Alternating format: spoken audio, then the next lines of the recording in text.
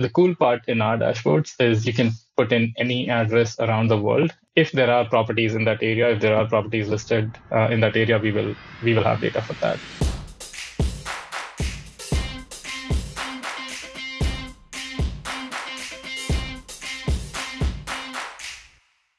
All right, so today I've got something really exciting for you guys. We're going to be talking about the market dashboards with Anurag, the co-founder of Price Labs. It's a tool that we use in our own business for dynamic pricing, but they have a really amazing tool that we use in our own business. I'm constantly using it when I'm analyzing markets. I use this in relation with one of the more popular tools out there called AirDNA.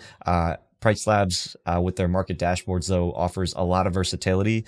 So we're going to be doing a very in-depth video covering all the different aspects of this tool and how you can use this data to be able to make better informed short-term rental investment decisions, analyzing markets, and really there's a lot to this. So we're going to be jumping into this. But if you are interested in utilizing this tool, we do have a link below where you can actually get 1 month for free from using the link below. All you have to do is create your account and you can get access to the market dashboards. They are subscription based, really competitive prices. So it's something that is really an easy way. It's something that we even use particularly when we are interested in going into new markets and analyzing them. Typically, we'll just be using the market dashboards to go in and see, very affordably the information that we need to even just see if this is going to be a feasible market to move into. And from there, we might start purchasing other data tools out there to use in comparison. But this is typically going to be the first one that we use. So if you're interested in playing around with it, testing it, seeing if this is something that you can utilize yourself, you can use the link below and get 1 month for free. So, Anurag, if you wouldn't mind maybe just kind of taking us away and showing us, how do we even go about using or finding these dashboards? Cool. All right. So just a very quick overview for those who are not familiar with Price Labs. We are at pricelabs.co, and we are more known for dynamic pricing, our dynamic pricing, which integrates into Airbnb and Verbo and a lot of other PMSs. But one of the products that we came out with last year and we have been evolving ever since is these market dashboards on our website. If you go there, to access these dashboards, of course, you have to create an account. So that should be pretty simple. But once you create one, um, you'll see the three products that we have up here. If you go to the market dashboard tab, that's when you'll see the screen. And of course, in your screen, you won't see any of this. You'll see a sample dashboard. But what you can do is you can create a new dashboard. You can put in any address you want. So for example, I can put in this address and then give it a radius of 4 kilometers. So the cool part in our dashboards is you can put in any address around the world. We will, if there are properties in that area, if there are properties listed in that area, we will have data for that. You click next, just verify that this is the location you want to look at. You can of course move this pin around if the address wasn't exactly accurate. And then we will show you how many properties exist in the area. And then you can give it a name and generate dashboard. This is my test account. So in my test account, they cost $50 per month, but these are generally priced at $10 a month, $9.99 a month. And they can be turned on or off as needed, right? So by creating one, you'll pay $10, but then once you have seen the data, if you don't need it on an ongoing basis, you can always turn it off, which a lot of people do when they're doing investment research. But if you have properties in the area and you want to see it on an ongoing basis, you can keep the refresh on. We also send you like weekly email updates to tell you what's happening in the market, so that you're sort of in the know without even having to come back in here. But once you do all of that, you will see the dashboard you created in this table, and then you can click at Show Dashboard here. I've pulled up a couple of dashboards to review, and one of them is in St. Augustine. So when you pull up this dashboard, what you'll see on the left is essentially information about what this dashboard is about. So we are currently looking at the entire area around St. Augustine city, all bedroom types, so you can filter by these anytime you want. Then there are sections to jump into. So the first one is, of course, KPIs, right? It gives you a very broad highlight of what's happening in this market. How have how's the revenue over the last 30 days changed? What's the estimated occupancy looking like, and how has that changed? How many active listings are in the area? So for this one, I've given a very small radius of, I think it was, it's right here, it's 1 kilometer. So within 1 kilometer, I didn't want to go outside the city. I didn't want to include the beach areas in this one. So I restricted it, and there are only 221 listings in there. I can always go back and edit the radius and see more. The cooler parts come when you come to the cooler parts will, I mean, there are multiple cool parts, I think. But one of the useful parts is just looking at the market history to figure out what kind of a market is this, what's been happening off late in this market, to be able to go and see in the last 12 months, for example, how much revenue an average property has been making. And each month, what kind of occupancy it has been getting. More importantly, or equally importantly, what's the booking window looking like, and what's the length of stay looking like? So these two are, if you're into managing homes in short-term rentals, and you know that, okay, lead time or booking window is how far out does somebody book, and length of stay is how long do they book it for. And these are both important to look at, because that helps you figure out, if I'm not booked and it's like for next month, should I be worried or not? Is it normal for this time of the year or not? And things like that. So this is just a broad summary. I skipped over the map here. So in the map, you can look at each property individually to see and see various details about that property, right? So you can see how many bedrooms it has, how many reviews it has, what's its average price throughout the year, how much revenue it has been making. You can also click on this button and just see all of that information in a list. And we add a bunch of very useful columns in this list. So for example, I can click on professionally managed, and I can click on hot tub and say, okay, I want to see which property, whether they use dynamic pricing or not, whether they have a hot tub or not, whether they're professionally managed or not. I can then filter by any of these attributes to be able to only focus on the kind of properties that are very similar to me. And of course, I can always come in here and say, okay, I want to look at, are there any properties in this area that have hot tubs? So I found these 5. I can then come here and say select all, and I can create a comp set of these 5 properties to then say, okay, let's look at all the properties in this area that have a hot tub, and then go into, like, are those trends different? Are they making more money or not? How much more money are they making? And things like that. So all of this becomes very sort of powerful in that you have a list of properties. And if you want, instead of just looking at hot tub, you could also filter by any other attributes. You can filter by how many bedrooms it has and all that. And then if you have the time, even individually go to each property and see, okay, is this something I want to include in my comp set or not? So oftentimes, like when I'm doing research into a particular market, I'm looking for like a specific bedroom count. So on that left side, you've got that bedroom filter, and you can just say like, right now it's got like all properties, but if you filter that down, you can be like, I only want to do like, let's say 2 bedrooms to see what those numbers would be, and then that's going to reflect inside of that dashboard down there. Yeah. So if I select 2 bedrooms and hit apply, everything here will filter to just show 2-bedroom properties or data for them. And on the map, I know that there's also a couple little cool features that maybe some people don't know about. On the top right, there's the lasso. Yeah. So, and this is a good one to look at, right? So it almost looks like there are 2 parts of St. Augustine here. And suppose I'm looking at this area and I'm saying, hey, I want to understand how this area is performing. I can come here and drag, like, create a area around it, and then things will update. So this is the table below will update to just show the properties in that area.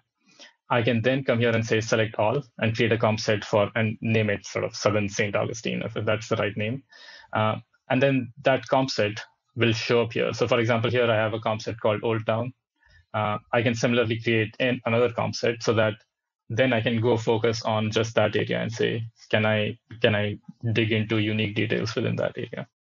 And a couple questions that I have. So, in clarification, you can also click on those individual listings and you can view the properties. Correct. Yeah, you can of course click on this, and it'll take you to Airbnb where it shows what property this is. Yeah. And then like again, if you want to be more specific than just, hey, let's look at this entire area in 2 bedrooms, if you want to say, I want to be selective about what comp set I'm creating, then you can come here and do these kinds of things, either by looking at the property or by looking at various attributes of the property, right? Whether it's professionally managed or not, whether it's using dynamic pricing or not. Um, you can add in more filters to say, do I want to make sure that it's on beachfront or not? If you're a beach location, you can sort by revenue. This is something a lot of people do. They say, okay, in any market, you'll find a bunch of Airbnb properties which with zero revenue, like they're ghost properties. Like, and you might say, hey, I'm going to be managing this well. I don't want to be comparing against those which are pretty much sort of passive and inactive properties. So let's go ahead and filter by that. And then you can go in and say, okay, let's go select the first 3 pages of it and then add it to a comp set or something like that. A few different things. Maybe if you could explain some clarification on dynamic pricing, like what does it mean from high, moderate, low, and none? Right. So for every property, we look at the calendar and analyze whether this property or whether this listing on Airbnb, it uses dynamic pricing or not. And if it does use it, to what extent. So for example, the properties that say none, we are basically seeing that they have one single rate throughout the year. And maybe as a professional host or somebody who's a savvy host, you know that's probably not the right thing to do. You should at least have seasonal and day of week rates, if not more, right? So you can say, I don't want to include these and whenever I create a comp set, because looking at revenue projections from those is just wrong. Low will be like where they use maybe seasonal rates, flat seasonal rates for high season, low season. Moderate would be when they add in like maybe some events have spikes and all that. And high would be like if you use a dynamic pricing software, then there'll be all kinds of things that will come at, like depending on how far out it is, the rates would be different. And then for certain events, dates around the events or holidays and all those things. So how would you kind of differentiate between like someone that has a high dynamic pricing versus a low dynamic pricing? So I can come in here and say hi. Wait, and it looks like nobody in this area is high. And then actually, that's not true. I do see, oh, I see what's happening. I can come here and say hi, and it looks like there are about 9 properties in this region that are high sort of dynamic pricing users. I can create a comp set of all, or I can create a comp set. So for example, suppose I said I only want to create a comp set of high and moderate dynamic pricing users. I would come here and say select all. So these are all my high ones, and I'll add them here to the list. Then I can go and say moderate. And these are my like 2 pages worth of moderate dynamic pricing users, which are like 13 of them. I can either go page by page, or I can just say select all and then add them as well. And then I can name it to say high and moderate users. And I can create a comp set with that. And then whenever I want to, I can just go in here and say, okay, I want to look at data from only those 22 properties that are actively changing prices and things like that. Got it. So the comp sets is just a way for you to be able to more easily manage if you're looking into those markets. Correct. So like back last summer when we rolled these dashboards, we only used to have the bedroom filters, which are still useful. They give a very good broad overview of the market. One of the requests we kept getting from folks was that it would be great if we could dive down further instead of looking at all 2 bedrooms in the market, being able to select certain 2 bedrooms which are closer to the kind of property that I have, or closer to the way of managing a property that I have, and then look at data from those. So is it possible, because one of the some of the challenges with, let's say, like a tool like AirDNA is that, it's analyzing for a large pool in that particular market. And, out of, 1,000 properties, maybe there's less than 10% of them that are, we would say are like professional operators. But that skews the revenue numbers that we might be able to potentially see, because so many is of the lower threshold. So are you saying that this tool basically allows you to only filter from the professionally managed 2-bedroom properties, and then you can see what the projected revenues would be like in that particular area, that subsector of, let's say St. Augustine? Correct, exactly. Yeah. So once I select this particular comp set to say, okay, let's only now look at data for these 22 properties that seem to be doing a lot of active management. All my numbers, the KPIs, and we haven't even jumped into the forward-looking data and things like that. All of these numbers will update to just be based out of those 22 properties. Yeah. So I mean, that sort of gives you a good so this comp set actually includes bedrooms that are just individual rooms and the 3 bedrooms. If I were actually doing this, I wouldn't have just based it on dynamic pricing. I would have also selected a bedroom filter and then done it to get a more accurate one. So yeah, don't create comp sets that are that wide in some ways. Usually, like having a similar size property is sort of the first step, and then you go and say, okay, whether dynamic pricing and professionally managed and all those helps or not. Yeah. So we talked about these charts, right, which are looking at the last 1 year and showing what has been happening in the market. An equally important aspect of these dashboards is forward-looking information. So like what dates are booking more than normal. So we summarize it and show sort of 5 key dates that or key date ranges that are doing well. So for example, if I just look at this one, looks like Labor Day is going to see something like it's seeing higher demand than normal. And this is just 22 properties, which is why like the data is a little noisy. If you look at the entire market on more properties, you'll see it gets less and less noisy as you add more properties. But the lines here show like sort of occupancy rates for the next 1 year.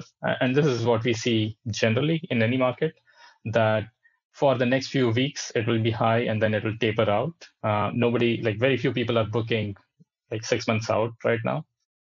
Also, this looks like St. Augustine is a very weekend heavy market. Like we see big spikes on weekends and then dips in midweek. And then again, the same thing keeps repeating. Something is like, generally, I would have expected like this to keep going down, but looks like there is something happening here, which is causing sort of a spike in demand. July 4th seems like people are booking longer stays, and then I'll come to that as well. Like here, you can kind of tell by the shape. Like usually, it's a peak, a narrow peak on the weekends. Here, it's a little broader one. You can kind of tell that people are booking longer stays, but you can also come to this chart, which shows the same data but breaks it down by length of stay. Like it's very important when you're looking at any market to find out what kind of bookings come in this market, right? So a lot of urban markets right now are seeing longer stays happening. Like if I look at Miami, the share of longer stays is a lot higher, whereas St. Augustine looks like the biggest one is the orange here, which is 3 to 4 night stays. Like a lot of 3 to 4 night stays happening in this market right now, which is useful to know. Like if you're in this market and if you are setting your minimum stay to like 5 nights for whatever reason, you might want to if you look at this data, you might want to reconsider that, saying like, by setting my minimum stay at 5 nights, I'm losing out on a lot of potential demand here. So yeah, that information just comes in handy. Also, by looking at future dates, sometimes like I could spot, for example, in a different market, that there is some date where people are booking just like a 3-day weekend, and a ton of people are booking that 3-day weekend. Now, you might have a 2-night minimum for a weekend, and there you might say, hey, maybe I should bump it up to 3 nights. Why take a 2-night booking when a lot of people are looking for 3 nights, and just try and get the 3-nighter in, which is just additional revenue. Yeah. And of course, with occupancy, it also shows you prices. So and remember, we have selected the high dynamic pricing users, the high and moderate dynamic pricing users. So if you look at the low ones, these lines would look a lot flatter. But the three lines here are the green is the higher end of prices, the 75th percentile. The blue is sort of the median market price, and then the orange is the lower end of prices. And because this is like the high dynamic pricing users, this is what I was talking about. Like you'll see prices are fluctuating a lot. Like people have for Labor Day, people have raised rates. For uh, Memorial Day, people have raised rates. July 4th, they have raised it, but then the entire summer is so high that it's not standing out as much as the peak. And then of course the your Christmas and New Year, and then I think St. Augustine also has all through December they have a Christmas lights festival which draws in a lot of crowds. So like generally prices are higher in December. You can tell. Like if you're new to the market, you would think that Southern Florida, yes, it has a big peak in winter and spring, but um, as you get norther, like towards the north, you don't expect to see a peak in the winter because it does get pretty chilly. But yeah, St. Augustine downtown is a little different. Of course, like I've talked a lot about occupancy and prices. An equally important part of being in short-term rentals, and you probably do this as well, Julian, but is trying to figure out what kind of amenities are popular in an area. A lot of times, people have an amenity and maybe not list it on Airbnb, but that means that anybody who's searching and wants that amenity might not be able to find you. So we show a list of common amenities, and you can add more to the list if there's a particular amenity you're looking for. But we also have sort of a desirability score for each amenity. And the way we get this desirability score is by saying how many listings have it and how many bookings are made on listings that have it. So there are amenities which very few listings might list, like maybe half the listings list that amenity, but 80% of the bookings are happening on those half of the listings, which means it must be very desirable. And of course, you get cases like this where washer dryer is a desirable amenity, but you also then find out, okay, private entrance, which right now is something a lot of people do look for. And things like that. Like essentially, it helps you identify like are there amenities that I should be putting on that might have a positive correlation with how much demand I get. And then there is weekly discounts, monthly discounts. If your location is getting a lot of longer stays, and if you want to promote longer stays, just trying to get a sense of how many people put in long-term discounts is pretty useful, and how much that discount is. So like looks like in this market, a ton of people just don't have any weekly discounts, and then there is a bunch that do somewhere between 6 to 10%, which is pretty normal for most market for a weekly stay. Cleaning fee is also sort of useful. Cleaning fee usually is you should charge what it costs you to clean, especially if you're using a professional cleaner, which most folks who manage at least remotely would do. But it still helps to figure out what's common for this area. And for this, especially, it's very important to not create a composite of the kind I've created, because the size of the home also matters when you are figuring out the cleaning fee. But in this one, for example, assume that it was all 3 bedrooms. It would say, okay, looks like on average cleaning fee is like a lot of people are charging somewhere around $70 here. Right. And it gives you a sense of like, okay. Yeah, and that's a common question is, what should I charge for a cleaning fee? And you should charge what people are charging, and rather than going and clicking on each individual listing, just being able to go here, filter it out for all of those properties, and then you can see just exactly how much of a range those cleaning fees are. Yep, exactly. Yeah, and same thing with a lot of these. Like so, at a very high level, you can say that all of this data that we are showing here is in some way available on Airbnb, right? Like you can go on Airbnb and look at the cleaning fee and look at the cancellation policy, or you can look at you can try and generate a quote and see what kind of weekly discount and monthly discount is there.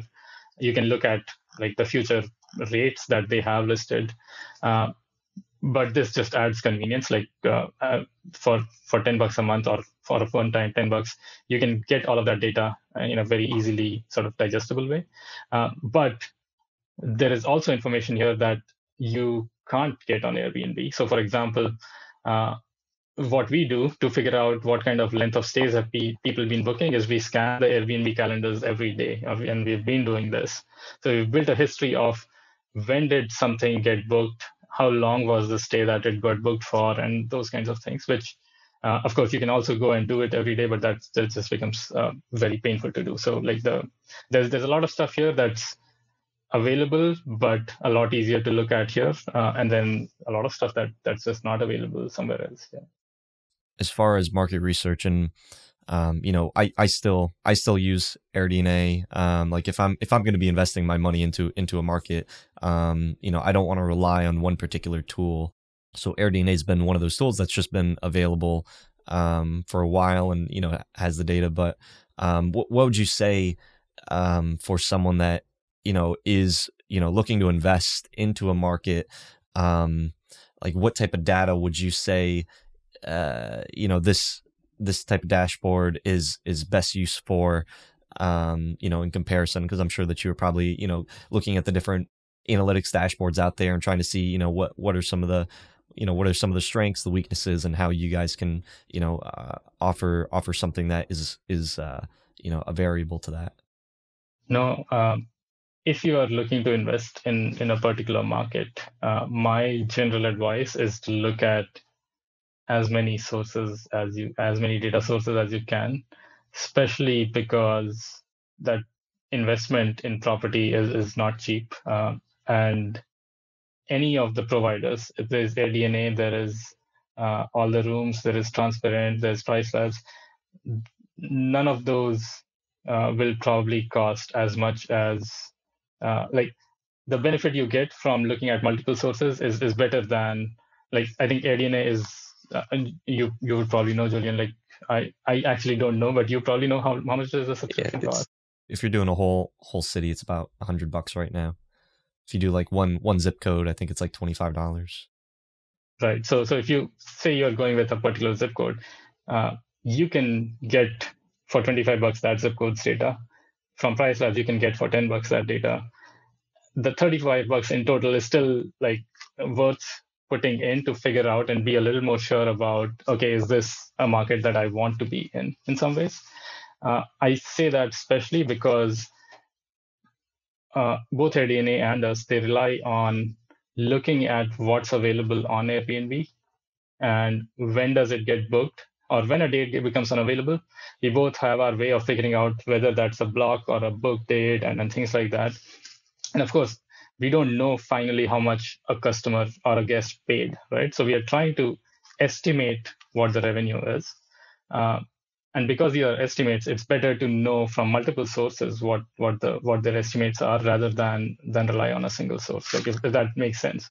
Ideally, in an ideal world, Airbnb would publish something where they say, "Hey, this is how much this is how much something is booked for," or they would tell other providers, so that this data is more accurate, or not more accurate, but like coming from the source in some ways. But in the absence of that, what we all are trying to do is trying to get as good an estimate as possible. And yeah, it's just better to rely on multiple sources than rely on one. I think you brought up a good point, is that the projected revenue, I know for AirDNA, they'll typically do like an annual projected revenue. How they come up with that, I'm sure that they take in, they've got a formula for them trying to identify what are block dates versus what are book dates. And then they're taking probably the occupancy, the ADR, average daily rate, and then coming up with some type of annual revenue. Is there a particular formula that you guys use, or how do you kind of come up with whether for projected revenue, and how that's calculated? We almost don't need a formula. I mean, other than just being able to add in some ways. So what we do is, for every property we are tracking, what future dates are available and at what price. Now, if we see that a week from now, these 3 days, Friday, Saturday, Sunday, got booked, or became unavailable, we know what the price of those dates used to be before they got booked. And so we can come in and say, okay, those 3 dates got booked at this price. So for these 3 dates, this property made that much revenue. And then we can look at sort of for this chart, for example, where we are looking at the revenue, we are looking at all of their each listing's last 1 year's calendar and saying what dates got booked when and for how much. And essentially, we are then adding them up at a monthly level to come up with that. You mentioned blocks.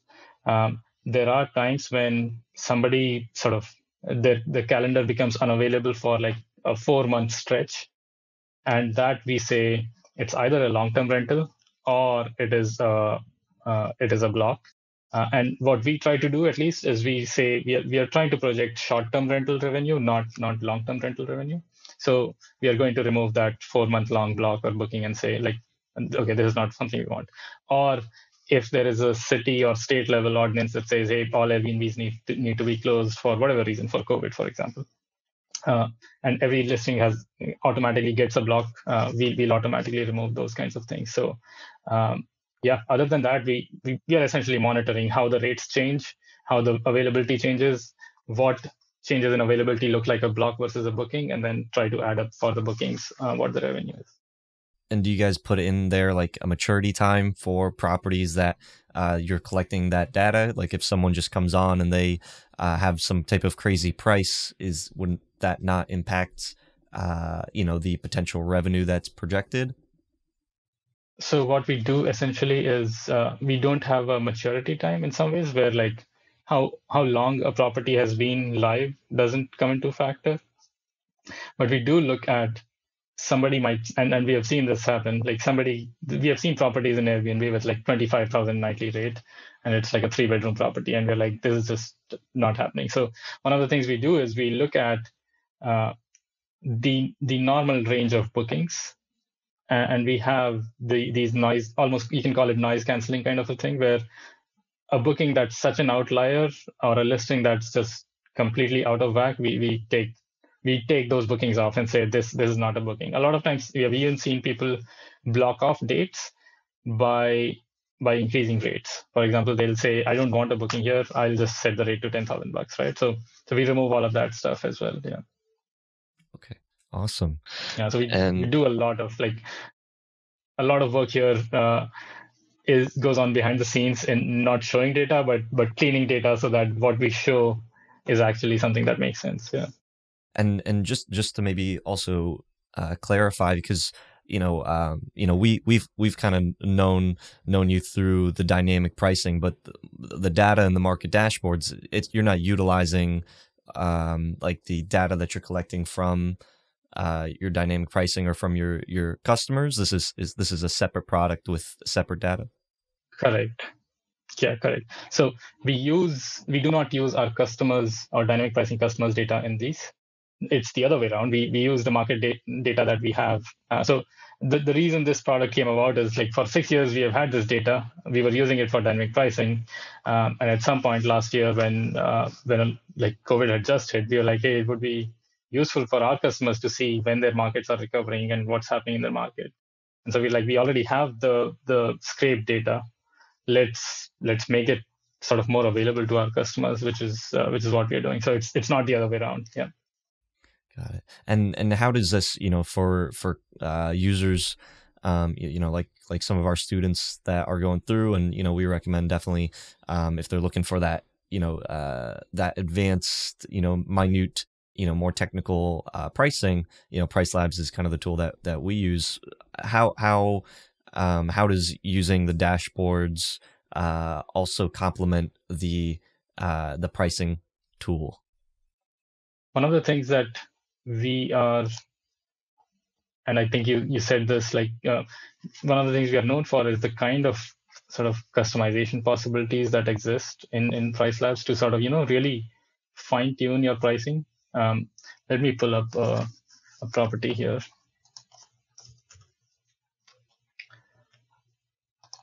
All right. So when somebody uses us for dynamic pricing, we essentially do a lot of the groundwork for them. Like we come up with a base price and they can set a minimum price and we come up with recommendations. But a lot of the power comes from what we call customizations, where somebody can come in and say, what kind of minimum stays do I want? So for example, and I showed this in the St. Augustine market, right? So I could say in this, like for my Chicago property, I can say my minimum stay should be 2 nights. But if it is within the last 4 days, I want to drop it to 4 night to 1 night stays. Like I want to allow single night stays within for last minute. I could also do something else, but a lot of that can be informed by what you see here. So we have these charts that show how many bookings happen in a market, how far out. So it looks like for St. Augustine, a lot of bookings happen 2 to 4 weeks out. And this helps me figure out when should I start discounting my prices. If my occupancy is not high, like is not meeting a certain threshold, I can, in price labs, you can say automatically start discounting if my occupancy is not looking good. And I can look at this and say, okay, if I'm not occupied and it's more than 2 months out, I don't need to do much. Like a bunch of bookings are yet to come. But if it's within 2 weeks and I'm not occupied, or if I'm like not almost, if I'm only half occupied, I know that like majority of the bookings have already come in for the rest of the market. I'm the only one who's not getting booked. So I really need to do something. And then there's also the flip side, like how to figure out what my minimum stay settings to set. And there's a chart for it. The x-axis here is length of stay. And again, if I'm in St. Augustine, a lot of 3 to 4 night bookings, but a lot of 2 night bookings as well, and some 1 night. So I can come in and say, okay, at least I know by looking at this, I should not set my minimum stay at 5 nights, right? I should set it to something less. But I can also then come in and say, and this gets a little more involved, but not as much. I can break down my length of stay and lead times into one chart in some ways. So now I can say, okay, when people book 1 to 2 months out, they are mostly booking this orange, the 3 to 4 nights. 2 to 4 weeks out, also the majority is booking these 3 to 4 nights. But within sort of last 2 weeks, the 3 to 4 nights is very little. These shorter ones, 1 night stays and 2 night stays, actually take a bigger portion of it. So if this property was in St. Augustine, I would come in here and say my minimum stay is 3 nights for by default. Once I fall within 15 days, I want to drop it to 2 nights because I really don't think I will get any more 3 night stays within 15 days. Most people who are booking that last minute are booking sort of shorter stays. So it's sort of we've had these settings for like 3 years now, and they're very liked by a lot of our customers because they help you. Earlier, people would set one single minimum stay, either 3 nights, and then you're either you're losing out on those last minute 2 night bookings. Also, what could happen, what you can do in price labs is you can say, if somebody is booking more than 4 months out, I really don't want to take like 3 night stays even. Like we know that in a lot of markets, people book long stays far out. If you're in one of those markets, you can say more than 4 months out, 7 nights, within 4 months, 3 nights, and within 2 weeks, 2 days. And our customers do this by looking at their own data, but now they can also look at, hey, what am I missing out on that maybe my restrictions are stopping me from getting 2 night bookings? Like if you've never had a 2 night minimum stay, you would, or if you've always had a 3 night minimum stay, you would never get to see 2 night bookings. So you have no idea what demand you're missing out on. Whereas now you can sort of see that. Yeah, and I think it's pretty useful too, because then you can also see from the market dashboard exactly, how much, how much of a percentage of a discount you should also be placing, depending on how far out in advance. Because you might think, oh, if it's if I'm at the last week and I'm going to try to increase my discount, to try to get a longer term stay or something like that, there really isn't anybody that is looking for those longer term stays. People that are maybe last minute are looking for a majority of, however many days. And then you can offer it, then you can see, how many people are booking with that discount, and you can get very granular with that information. Exactly. Yeah. Yeah. Awesome. The other thing that comes in handy, so the third product, we've talked about dynamic pricing and market dashboard. We didn't show portfolio analytics or talk about them much, but the market dashboards also come in handy here. So this is a product where it's nothing to do with the market. It's showing you your own data. So it hooks into your PMS and it shows you, for example, how much revenue you're making this year, how is it compared to last 2 years, and things like that. And not just revenue, but also like RevPAR or all these metrics that are useful to track. So revenue, I don't know, Julian, but revenue is sort of the total revenue. But looking at this to gauge performance is not always right, because maybe your portfolio has been growing and that's why your revenue is growing, right? You also want to look at how much revenue you make per available rental. Like, so you can kind of gauge, uh, for example, here I can see that compared to 2019, these guys are doing amazingly well, like, a lot more revenue. But if you look at RevPAR, it shows that their market is still very much lagging compared to 2019. Like, per available rental, they were doing amazing in 2019, and they're much, much lower down this year. So it helps you figure out those kinds of things as well. Uh, but this has a section called Compare Against Market, where you can look at, for your entire portfolio or a group of listings that you select, you can look at what your average rates are, what your occupancy is looking like, and what your pickup is looking like. Pickup is like how much occupancy has come in the last 7 days. And you can say, compare that against the market to say, okay, my rates are a lot higher. And this is like looking at everything in the area. How is the market looking? So this one says that, hey, we are doing way better than the market with higher rates. Of course, I've not selected the right filters. The set is probably the market dashboard I've selected is probably not the right one either. But you can sort of generally get a sense of, okay, am I performing above the market, below the market, and you can select, instead of all bedrooms, you can say, okay, I only want to look at 3 bedrooms, which my currently selected group is for. So market dashboard sort of tie into both these by, one, letting you look at your own data and comparing it, but also using the market dashboards to guide what kind of settings and customizations should you be using to sort of maximize sort of your revenue. So you connect this through your PMS, your property management system, and you guys have like a list of the PMSs that you integrate with, Yeah, or that's going to be primary. So if you're using Price Labs hooked to your PMS, then if you use the market dashboards, whether that's a subscription or you turn it on and off, then you can compare all of your properties that are connected through your PMS connected into here, and then you can compare. Okay. correct. Yeah, exactly. So we connect with about 50 odd PMSs right now, most of the major PMSs in the industry. But then market dashboards don't require you to connect your properties, although there is a benefit. When you create, like, market dashboards are $10 each, but if you create a new account and you import your listings from Airbnb or Verbo or any of the PMSs, you automatically get a credit for a month for a dashboard. So you don't even have to use dynamic pricing. You can just connect your property, and then you can just play around with the market dashboard and see that data. Even if you don't want to do dynamic pricing, we do show some other market data for free.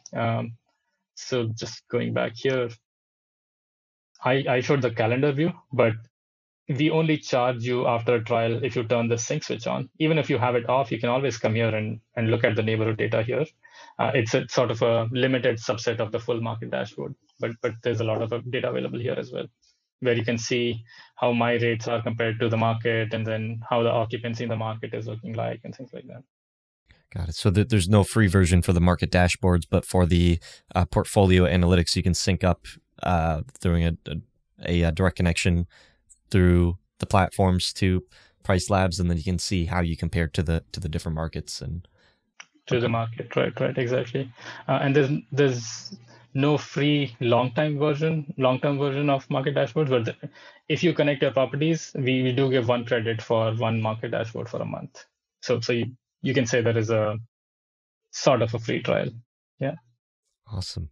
No, yeah, portfolio analytics is really cool. That's a new one. I wasn't familiar with. That is a new one. Yeah, yeah, yeah.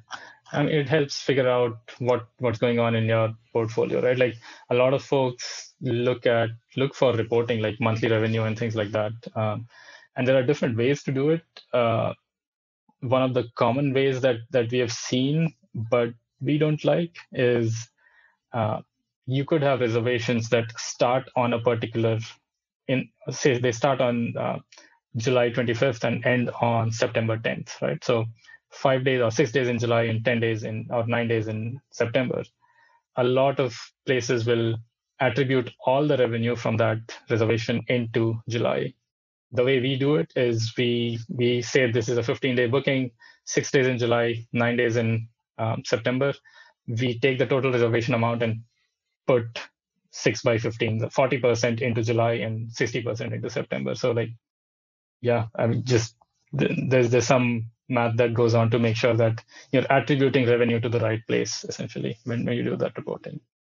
Yeah. Would do you have anything else, Anurag, that you'd like to share in regards to so we talked about the market dashboards. We briefly talked about utilizing price labs, and we also talked about the portfolio analytics. Is there anything else that you feel that people should know about utilizing the different tools?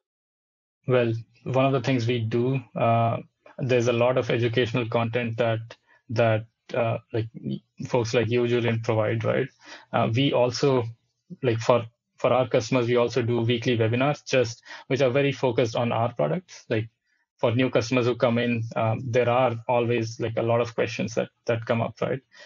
You can always join those webinars and get the answers, or you could just ping our support, which I'm very proud of, in that we are very quick about answering questions, and we're happy to answer any questions. And yeah, that's you've spoken about a lot of things here, but yeah, I just wanted to highlight that as well. Yeah, definitely. And if you guys haven't already, we do have an interview where we did talk with Anurag. He shared his story, shared all about dynamic pricing, how it works. I believe that we even went into price labs and also kind of looked at how to be able to utilize it. A lot of really good information on here. I just wanted to make this video to be able to help people that are interested in finding out more research in regards to analyzing markets. It is such a new industry for a lot of people. A lot of people are intimidated by analyzing markets because there isn't a lot of data, a lot of different products out there for analyzing this type of data. So it's always good to be able to get this stuff out here. Hope you guys found this useful. Is there anything else, Anurag, before we jump off here? No, but what you said was spot on. Like there is, on one hand, you can say there is a lot of data available. Like everybody is sharing some data about what they are seeing, and on the other hand, like just figuring out what's useful, what data is useful, what data is not useful is sort of an exercise in itself. So like it's very sort of important to understand sort of where some data is coming from, how to use it, what purposes that data come in handy for. Like for example, uh, a lot of times, I mean, and we say this ourselves, like when you look at the revenue projections, take them sort of as guidance. Don't take them as like, if I start hosting there, I'm going to make that much, because so many factors go in. You could be a lot better at managing a property and advertising and optimizing that property than everybody else. Or it could also be the other way around. Maybe people in that market are already very savvy and they are doing all the right things, right? So it's a tough market to compete in. So it's very important to know those things and know those variables, and not take an answer as sort of the perfect answer. To know where this data comes from, how is it, and we on our end we have articles in our help documentation to go into the methodology, like to clarify that, hey, we use methods to figure out what's a blog date versus book date. So take it as a directional data, and know when it's useful, when it's not useful, and yeah, that just helps everything. Yeah, and now with the portfolio analytics, that's really cool because now you can really look at your individual properties. I think it's just individual properties. You can't do like a subset of properties and then compare that to the market. You can actually do subsets. So You can do a subset. So for example, I can go in and say I want all my properties in two-bedroom properties in Chicago. So in PriceLabs, you can create groups of properties, or you can give tags to each property. So I Got can it. say, look at all my beach properties and pull those Mm. up, and that way it will sort of, yeah. And then if you're doing the market dashboard, can you compare that to the what do we call that? The like the subgroup, the subcategory, yeah, the comp set. Can you compare that to the comp set? That you can. So that let me see if I have any comp sets here. If I had a comp set created in this market dashboard, you would see that comp set here. So I can select a subgroup in my portfolio and compare it with a subgroup in the market dashboard so that it's a very apples to apples comparison. And that really helps like in figuring out where am I against the market in terms of pricing, in terms of occupancy and things like that.